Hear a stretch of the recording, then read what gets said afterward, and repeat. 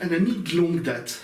Longue date parce C'est qu'on vrai. s'est rencontrés sur des films auparavant. Je ne sais plus si c'était Génial, mes parents divorcent ou si c'était le précédent. Non, je pense pas que c'est ça, parce que Génial, mes parents divorcent, c'est mon premier.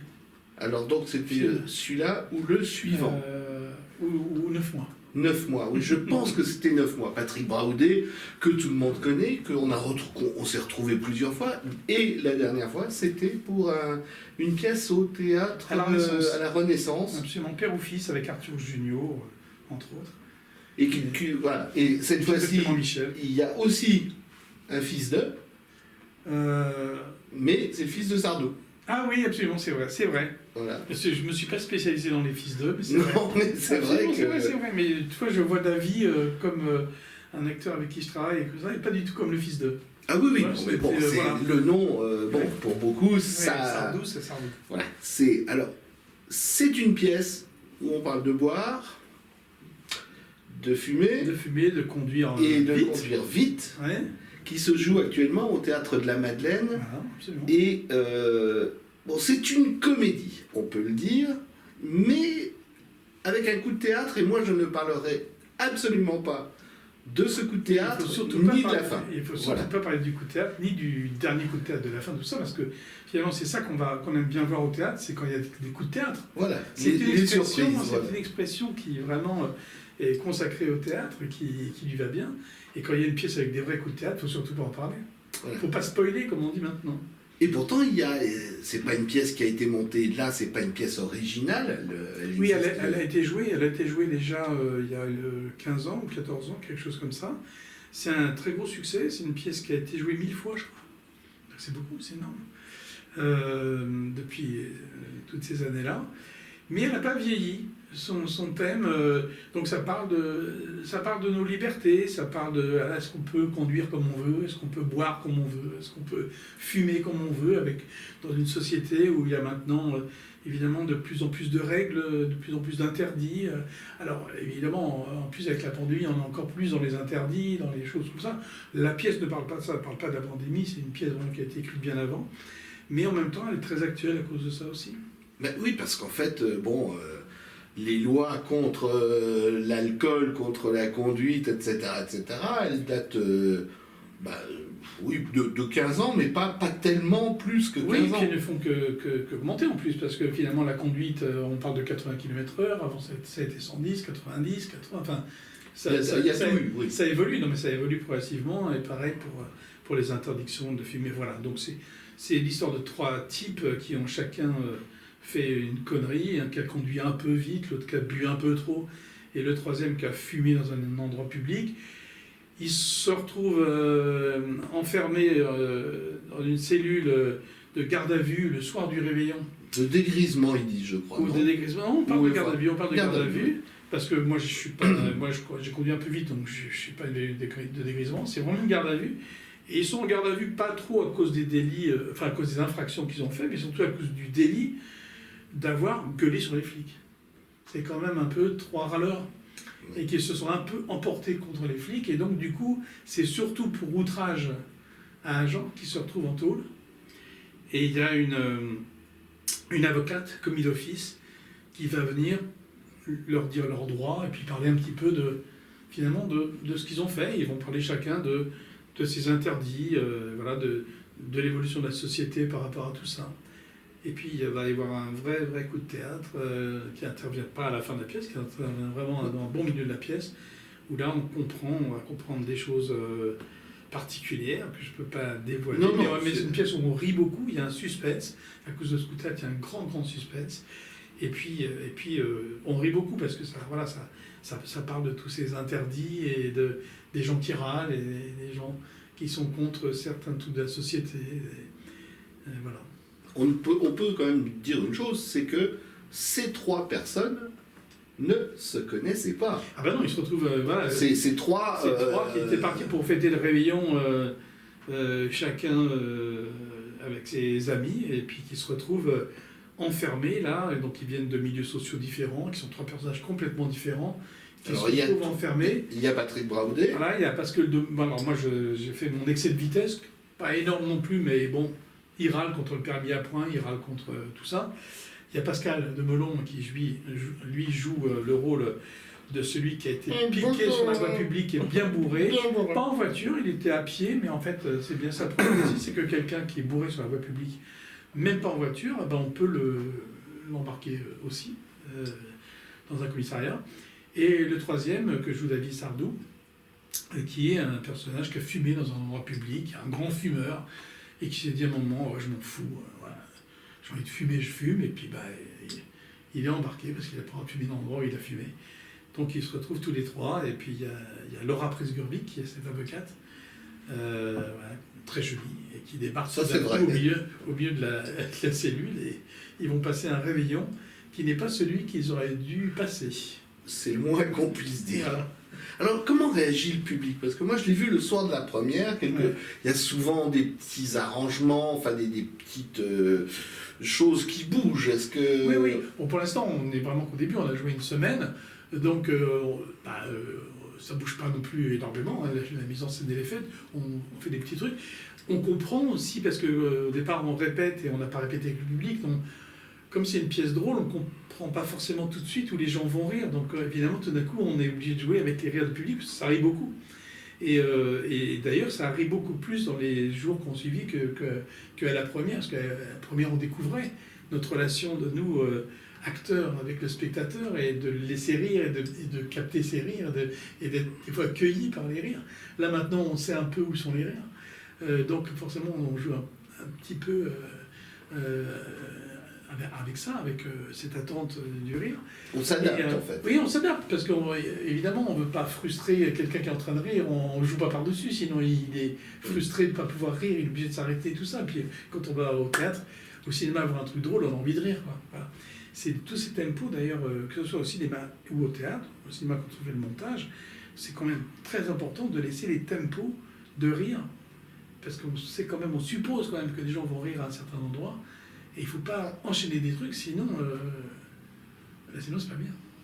Comment la pièce... Il faut laisser les gens rire. Ouais. Comment la pièce t'est arrivée dans les mains? C'est Philippe Lelouch, donc, qui a écrit la pièce il y a 13-14 ans, qui m'a appelé. Voilà, il m'a dit, écoute, j'ai envie de remonter la pièce, j'ai vu Pascal de Melon, il m'a dit oui déjà et tout. Et moi, je trouve que Pascal est un acteur extraordinaire. Moi, je l'ai vu déjà au théâtre, je l'ai vu au cinéma. Je l'ai toujours trouvé étonnant dans tous ses rôles. C'est un grand acteur. Et ça me faisait assez plaisir de le rencontrer, de jouer avec lui, de partager des moments de scène avec lui. Ça a été un déclencheur. La pièce m'a fait rire. J'ai vu la pièce, voilà, je l'ai trouvé drôle. Je trouvais que le rôle que j'allais faire était un peu un rôle différent de ce que j'ai pu faire avant, un peu une sorte de râleur comme ça, mais qui est marrant aussi. C'est un personnage différent, donc c'est intéressant aussi de jouer autre chose. Et puis voilà, de jouer avec des gens qu'on apprécie, qu'on ne connaît pas, mais qu'on apprécie. C'est des moments importants pour un acteur aussi. Tu l'avais déjà vu auparavant, la pièce? Alors, non, j'avais entendu parler de la pièce, mais quand Philippe m'a donné la pièce à lire, en fait, j'ai été plus feignant. J'ai vu qu'elle avait été captée, qu'il y avait une captation au moment où ils avaient fait la pièce. Donc j'ai regardé la pièce plutôt que de la lire. Tricheur! Non, mais c'est mieux en plus. Parce que au moins on voit directement. Des fois, la lecture peut être ambiguë sur certaines choses. On peut aller dans un certain sens en lisant, qui n'est pas forcément le sens que le metteur en scène a voulu faire sortir ou que l'auteur a voulu faire sortir. Là, franchement, l'auteur jouait dedans. Voilà. Donc c'était plus simple de voir la pièce. Du coup, quand j'ai arrêté j'ai dit voilà, non, c'est bien, ça va être sympa, je le fais. Voilà. Et puis ça tombait à un moment où tout d'un coup j'avais 2 mois, pile là, puisqu'on va jouer jusque fin avril. Ça tombait pile où j'étais dans l'attente pour faire un film. Je me gardais du temps pour écrire, mais bon, je peux écrire le matin, donc ça, tout en jouant au théâtre le soir. Donc du coup, c'était un bon tempo pour revenir au théâtre, en fait. Alors, tu me laisses poser 2 questions, du coup. Ah, mais je tchatche beaucoup, hein. Je suis un parleur. Non, mais c'est très bien. C'est très bien. Donc, tu me dis que tu écris. Alors, c'est pour les planches ou c'est pour le 7e art? Non, c'est pas pour les planches. Il y a plusieurs choses. Il y a un scénario qui est prêt déjà pour un film de cinéma.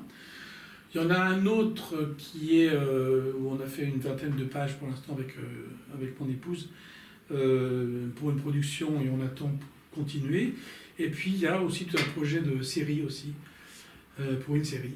Donc déjà, tout ce qu'on appelle un peu enfin, tout le début, le pitch, les personnages, tout ça est déjà construit. On attend maintenant d'avoir des réunions avec des productions pour intéresser éventuellement des plateformes ou les télévisions, enfin, pour aller plus loin dans ces projets-là. Donc c'est pour ça que je me garde un petit peu de temps là pour écrire toutes ces choses-là, ça prend du temps. Et voilà, plein de projets. Oui, alors écrire pour le cinéma, on sait que ça prend un certain temps, enfin on va dire, je vais comme ça, dans l'absolu, allez, disons 6 mois. Écrire pour un épisode télé, bon, on va dire que c'est la même chose, mais une série, alors ça... on part sur longtemps quand on fait... Là pour l'instant, justement, on n'écrit pas les épisodes, on n'écrit pas tout ça. Pour l'instant, on alterne, la trame. On sait de quoi on va parler, les personnages existent, toute la trame de ce qui va se passer, les rapports entre les personnages, tout ça, on l'a construit. Après, il reste à écrire tous les épisodes, et ça, évidemment, on écrira, et puis on fait ce qu'on appelle une Bible, qui est un gros travail de présentation de tout ce qui va se passer, de tous les événements, les décors, enfin voilà, tout ce qui va se passer, qui est un très gros boulot. Et ça, on fait ça vraiment quand il y a des gens, on sent que les gens sont intéressés, parce qu'on part pour longtemps. Quand on écrit une série, on part pour un travail. On prend des co-auteurs, on n'écrit pas tout seul. C'est bien de faire des poules d'auteurs et de diriger ces poules d'auteurs. Voilà.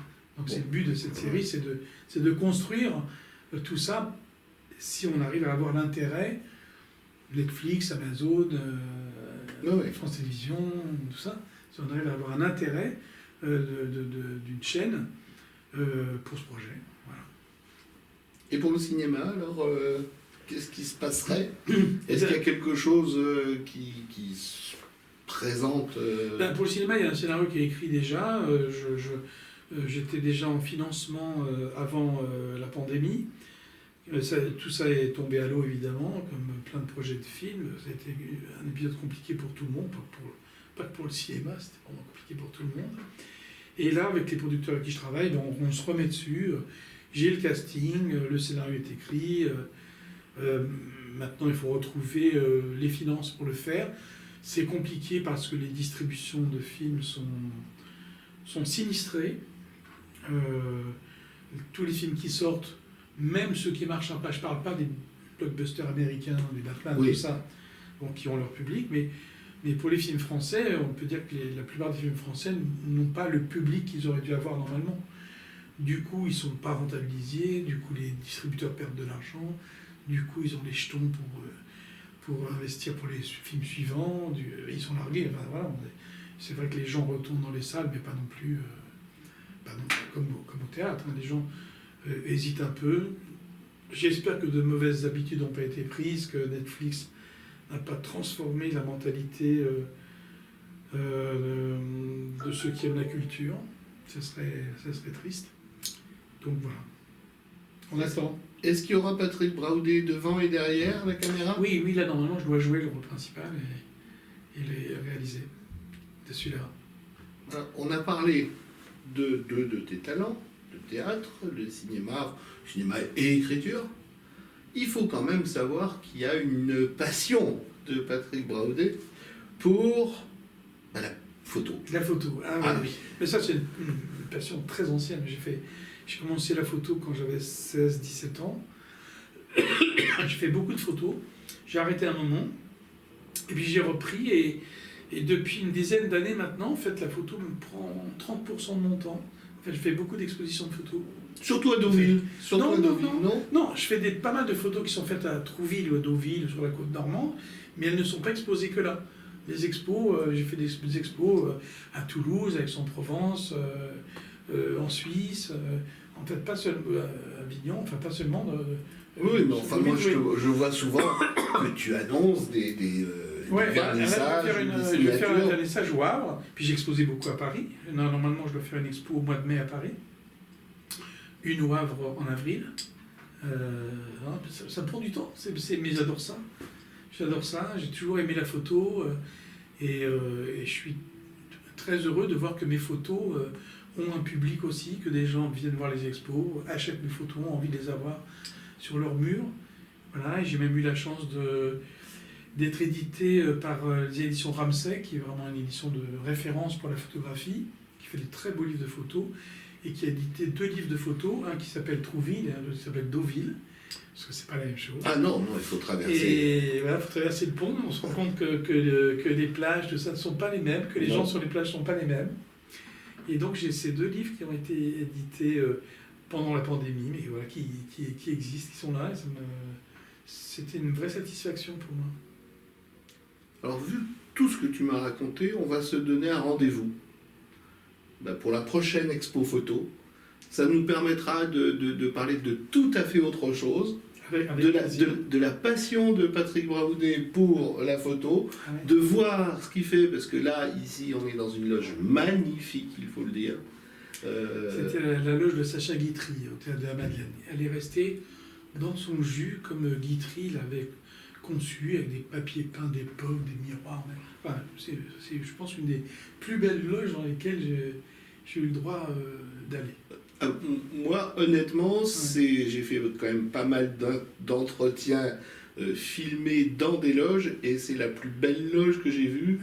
Enfin, pas hors, mais l'autre, c'est une des loges de l'Opéra de Paris, où avait été tourné le film avec De Funès.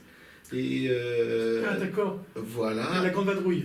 La Grande Vadrouille. Et j'ai pu voir le placard dont sortait l'Américain. L'Américain ou l'Anglais, c'est un Anglais, je crois, qui est le parachutiste. Voilà. Donc j'ai pu voir d'où il sortait. Il n'y en a pas dans le placard. Il n'y en a pas dans le placard. Mais il faut se méfier de ce qu'il y a dans les placards. Merci Patrick. Merci beaucoup Guy. Et un gros M pour ce soir. Et pour la suite, bien sûr.